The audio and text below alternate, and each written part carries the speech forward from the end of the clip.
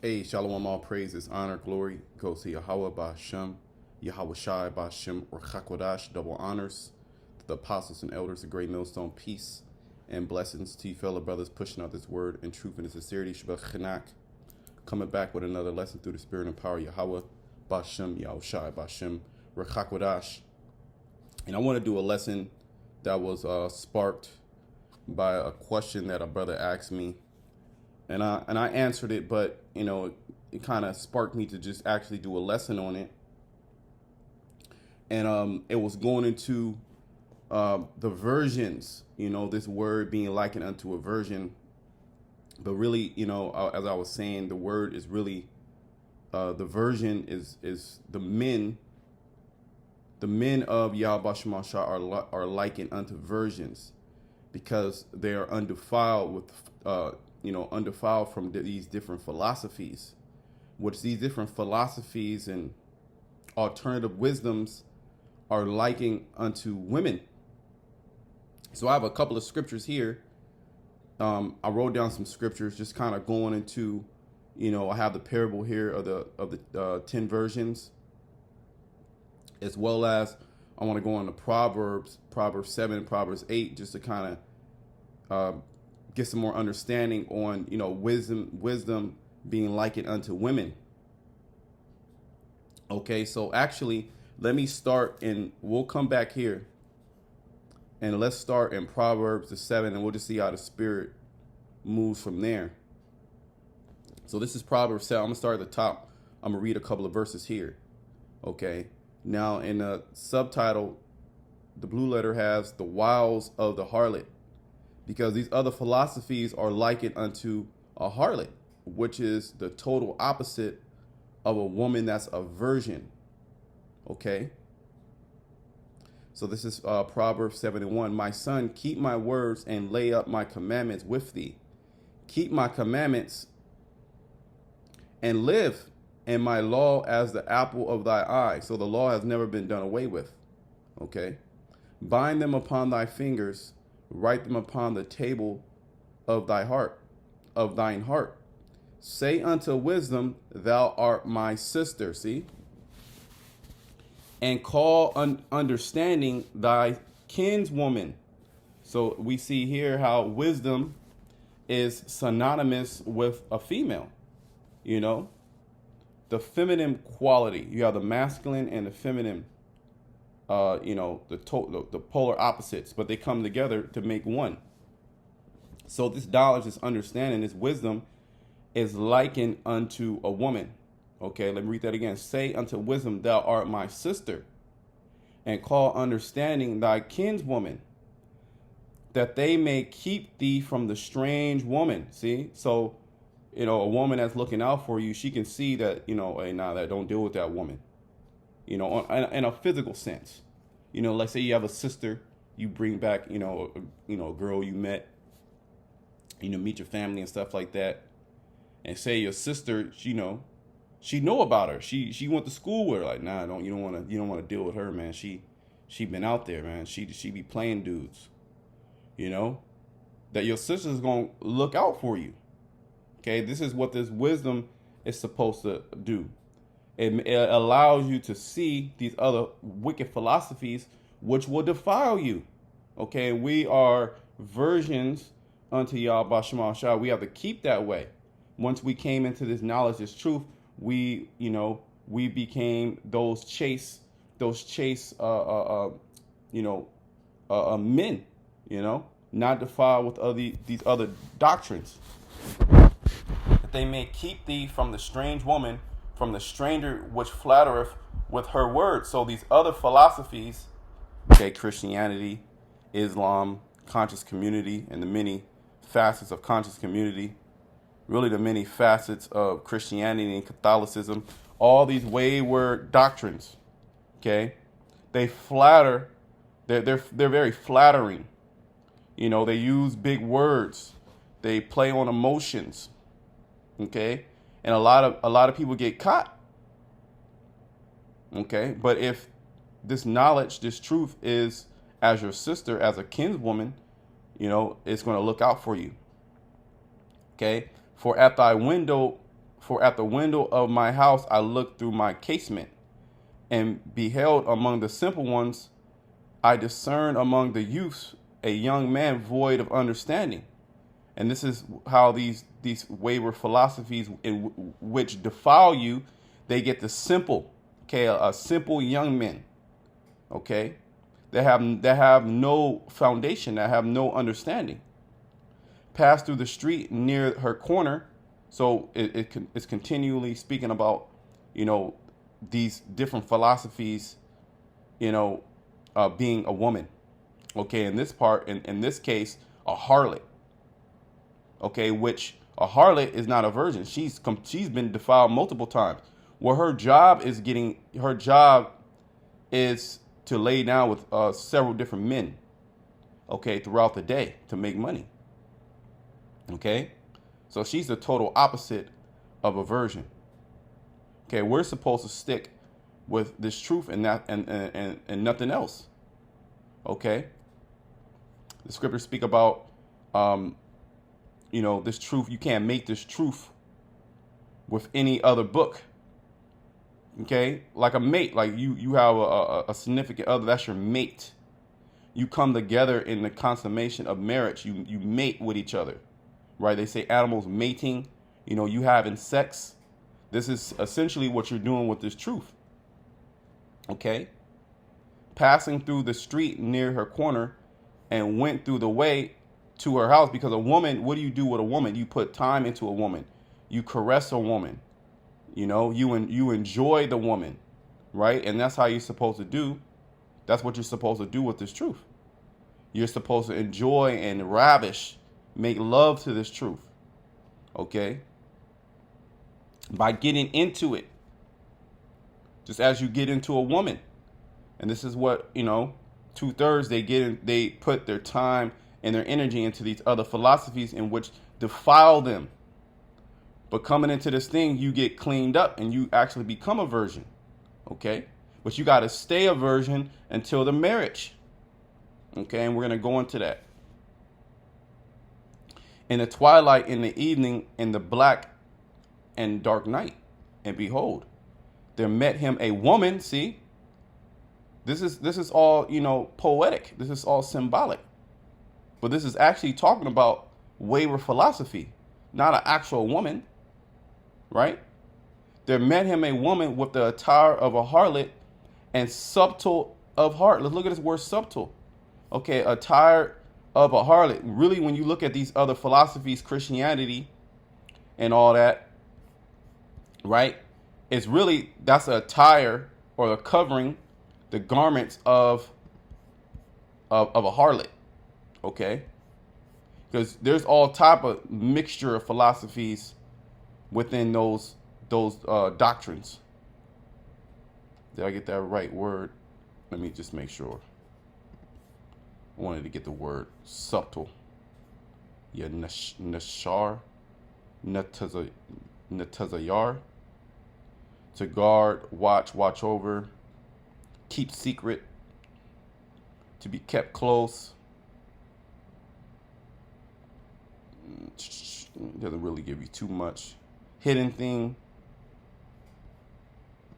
We know what the word subtle means. Deceptive in heart. And that's how these other philosophies are, because they play on your emotion. Just as a woman, a deceptive woman, a succubus, she does the same thing. She plays games, which most of these women, they play games. They play with your heart. They play with your mind games. And it's likened unto these different philosophies, which are nothing other than mind games. They have a false sense of security. Okay, but the whole time, if you were to put on these philosophies like a garment, okay, like clothing, you would be defiled. You will have tattered garments. You have stains everywhere.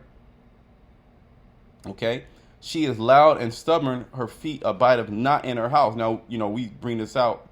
This, you actually have women that are like this, because this is all parabolic, so it applies to, actual women. But this is actually speaking about these wayward philosophies, which defile you. Now is she without, now in the streets, and lieth in wait at every corner. So she caught him and kissed him, okay, and with imputed face said unto him, I have peace offerings with me. This day have I paid my vow. Basically, these other philosophies caress you. They come as you are. You can still be the same person as you were, you know. Christianity, Jesus, Jesus accepts anything. Conscious community, the many different facets of conscious community. You could be Egyptology. You can be a Nuwapian. You can just be, ancestor. Okay, whatever you feel in your heart. That's as one of them, a harlot woman. She's doing all this to get you, so you can pay money, so you can lay down with her. She's deceiving you, okay? So you can lay down with her. She'll tell you whatever, she'll whisper those sweet nothings into your ear, right? I have peace offerings with me. This day have I paid my vow. So she's all in your ear. Therefore came I forth to meet thee, diligently to seek thy face, and I have found thee. I have decked my bed with coverings of tapestry, with carved works, with fine linen of Egypt. Yeah, they, and these religions are, well put together. It's somebody that's trying to, get you into something. It's not going to be ragtag. It's going to be decked out. You come in with the big building, they have all the order, they have all the expensive, sound system. The garments look nice. Give me a moment. Everything's set. Everything's looking good. Okay. I have perfumed my bed with myrrh, aloes, and cinnamon. Right. You come into, she's like, hey, look, everything's set up. I got the house. I got the bed. I got all the perfume. It's gonna smell good. Everything's clean. I got water. I got some drink for you. She's trying to entice you. This is what these other philosophies do. They entice you to come and lay down with them, which defiles you, right? Come, let us take our fill of love unto the morning. Let us solace ourselves with loves. And this is what, these other philosophies want you to do. Well, you're supposed to love the truth. You're supposed to do this with the truth. Okay? You're supposed to make love to the truth. Okay? Because the truth is likened unto a woman. Wisdom. Okay? Which even in the Greek, wisdom is Sophia. Okay? Because wisdom is likened unto a woman. Okay? And we are also likened unto a woman. Let me get that real quick. Which, not just any woman, okay, a virgin woman, a woman that's not defiled. Remember, in the ancient world, a woman of value was in her virginity. Was she defiled or not? Now, these women nowadays, is it like that? No. You're not gonna find a virgin, okay? These women been defiled multiple times, okay? Which makes them what? Pretty much a harlot. Okay? Now, the women, they didn't know any better, right? Now they coming into this word of speaking about actual women, they can't do that no more. If they lay down with a man, okay, and they leave that man, they have committed adultery. Now they're in that judgment, that the judgment of adultery is upon you. So you women listening, if you lay down with even if he's unbelieving, if you lay down with a man, you got to stay with that man, or the Most High gonna get you. Okay, this is our custom, coming back to being a Hebrew Israelite. Okay, now I'm speaking about the men. It's really the same thing. Once you lay down with this truth, right, and you sup with this truth, you can't go and defile yourself with other men, other philosophies, so to speak. Okay, I've likened which you men that get this truth, you're as a virgin. You see that? I've likened the daughter of Zion to a calmly and delicate woman. Okay, not just any woman, a calmly and delicate woman, a virgin, not a woman that's been laid down with all type of different men. Okay, that's defiled with all different type of philosophy, and you see that. You see guys come up. It was a couple of guys that came to camp. You can see how they were just all defiled. They were taking certain things from all just their wisdom, just them growing up, experiencing life, their experiences. Then a little bit from Christianity. Then they'll take a little bit from the Hebrew Israelite thing. Okay, that's you being defiled. You got to be a full virgin. Okay, a man that lays down, a woman that lays down. If you have one husband, you lay down with another man. You're defiled. Okay, so we can't be defiled. There's another scripture. It's in Jeremiah 3, if I'm not mistaken. I just wrote down some scriptures. Jeremiah 3 and 14. Turn, O backsliding children, said the Lord, for I am married unto you. See that? The Lord is married unto us through his son, Yahushai. Okay, we are his chaste virgin. Okay? And I will take you one of a city, two of a family, and I will bring you to Zion. And well, that says volumes right there. I will take you one of a city. So it could be just one believer in a city. And the Lord's going to take you. Okay? Or two of a family. You have certain brothers that come in, actual brothers in the same family. They'll come in. You have a sister that's a believer because of her brother that's in the truth. Okay? Or it could be a cousin or something, the Most High, which proves the Most High is not dealing with your whole family. Even Yahushua, he had brothers in this thing, and he had brothers that weren't in the truth. Okay, give me a moment. Let me drink this.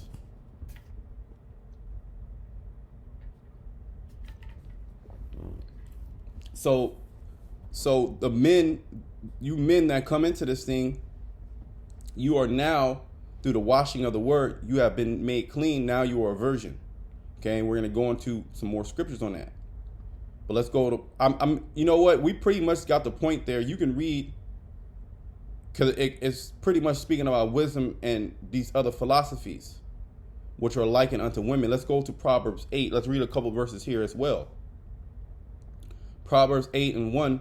Does not wisdom cry, and understanding put forth her voice? See? So the men that get this word, get this understanding, they are as a woman. Okay, a virgin woman. Okay? She standeth in the top of high places, by the way in the places of the path. She crieth at the gates. See? At the entry of the city. At the coming in at the doors. Unto you, O men. See? So this is really for the man. The woman, she has her place, right? She has her place as a helpmate. That is your purpose on the planet Earth, for you actual women. Okay? Unto you, O men, I call, and my voice is to the sons of man. See? So, I mean, that's pretty much it there. Wisdom as well is likened unto a woman. Okay, let's just go to Matthew 25. Okay, this is Matthew 25 and 1. Then shall the kingdom, this is a parable. Let's go red letter. This is a parable of the 10 virgins, okay? This is what Yahushua was likening the kingdom of heaven unto, okay? He was speaking a parable and comparing it to this knowledge, ultimately, in the understanding of this knowledge. Then shall the kingdom of heaven be like, which is the what? The word. Okay, and the kingdom of heaven is a people before it's a place. Be likened unto 10 virgins, see? Okay, that 10 virgin is speaking about, 10 believers, basically. In a symbolic way. Which took their lamps okay, which the lamp is where the oil is at, where you can light the lamp to illuminate, which was that is also synonymous with this knowledge, this word. And went forth to meet the bridegroom. Right. See, 'cause we read in Jeremiah that we're married unto the Heavenly Father. Okay. And we're married to him through his son, through the mediator. Okay. That's the way that we're getting back to the Heavenly Father. And 5 of them were wise and 5 were foolish. See that? So is it actual virgins? Okay. It said, unto you men do I call. So is it these men that are actual virgins that never touched a woman? No, it's not talking about that. These are they who are not, let's just bring that out, that are not defiled. Okay, Revelation 14.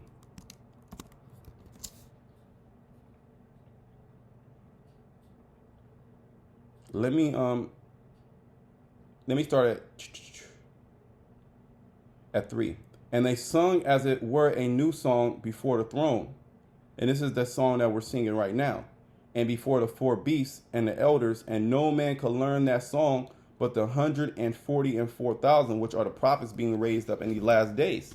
Okay, speaking this new song, this doctrine, this wisdom, which were redeemed from earth. Okay, because the elect are going to be delivered, starting with the 144,000, then the 1/3. These are they which were not defiled with women. See, does this actual mean you didn't touch a woman? No. Okay, these Christians, they don't know what the hell they're talking about. I was watching a video earlier. They was breaking down the Antichrist and the rapture, and it was just some bugged out shit, man. Okay. Still saying those small hat people over there are the Jews. So Christianity is completely lost. They don't have a breakdown. Okay, these are they which were not defiled with women, for they are virgins. Okay, virgins in a sense, they're not defiled with other philosophies, which other philosophies are likened unto a woman. These are they which follow the Lamb whithersoever he goeth. These were redeemed from among men, being the first fruits of the Most High, and to the Lamb. See? So, I mean, that's pretty much plain right there. It tells you right there. These were not defiled with women because they were virgins. Okay? And not an actual virgin, but as we go back to Matthew, it's parabolic. Okay? Like unto the kingdom of heaven, meaning these men that are going to be redeemed from earth, they were not defiled with other philosophy. Okay? Let me read verse 1 again. Matthew 25:1. Then shall the kingdom of heaven be likened unto 10 virgins, which took their lamps and went forth to meet the bridegroom. And 5 of them were wise, and 5 were foolish. See? So when we read in Revelation 14, those were the wise virgins that actually took their lamp and were able to meet the bridegroom. They that were foolish took their lamps and took no oil with them, which this word is likened unto the oil as well. Okay? But the wise took oil in their vessels with their lamps, meaning they were doing the work constantly. They were trimming their lamps constantly. Okay? They didn't stop teaching. And they had the correct doctrine, which made them undefiled.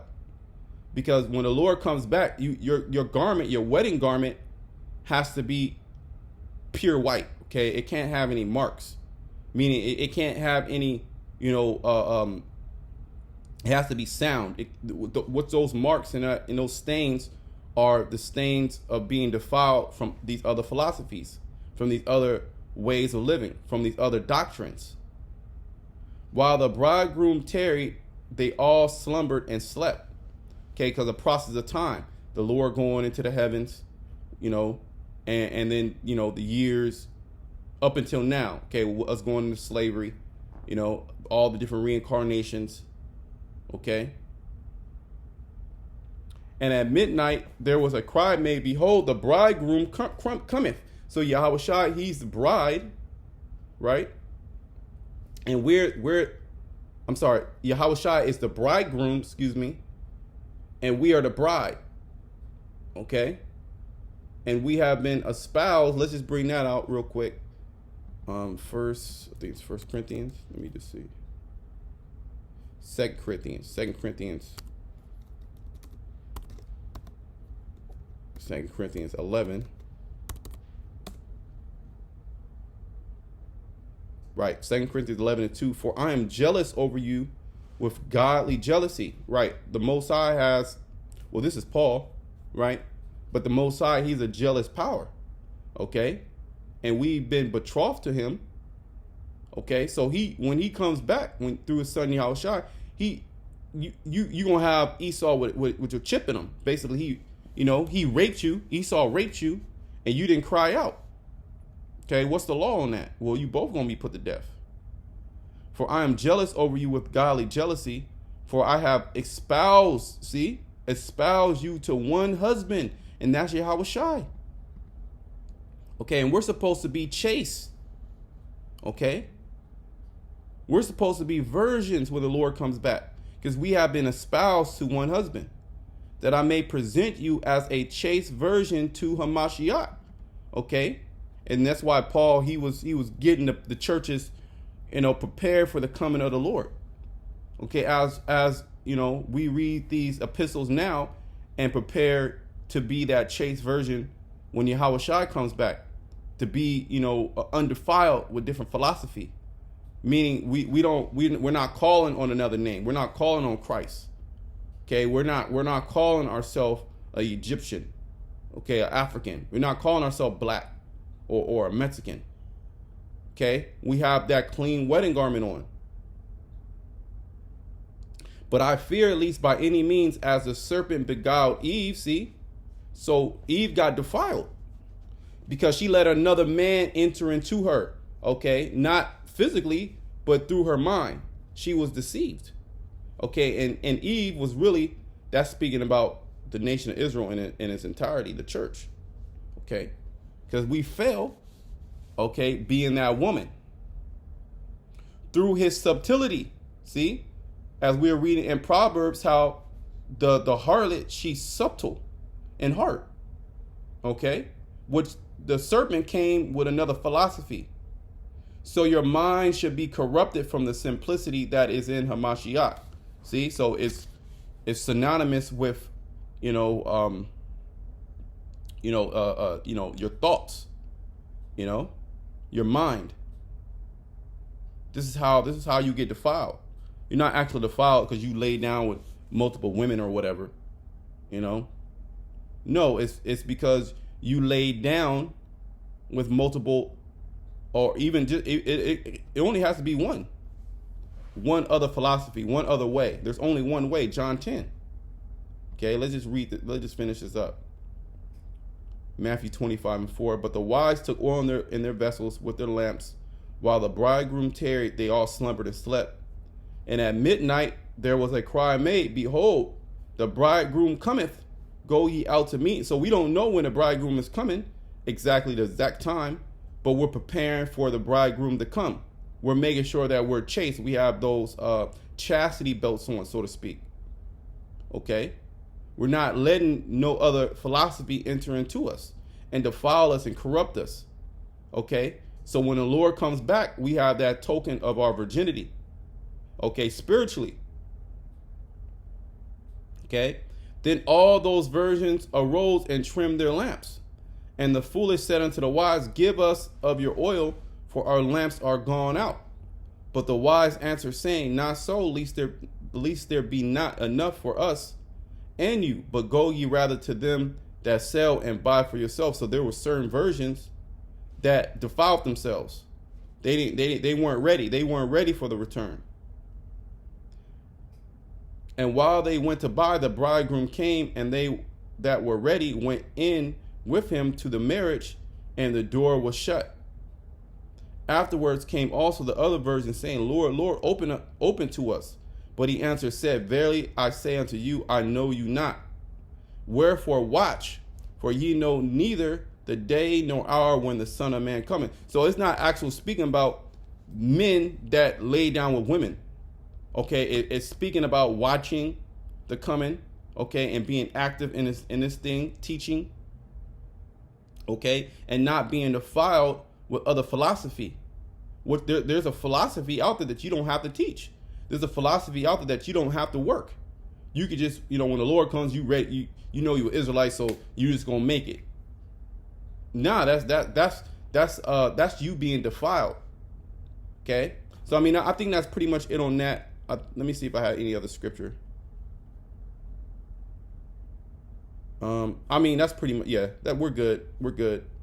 I'll pray that the lesson was edifying. Until next time, shalom to the elect.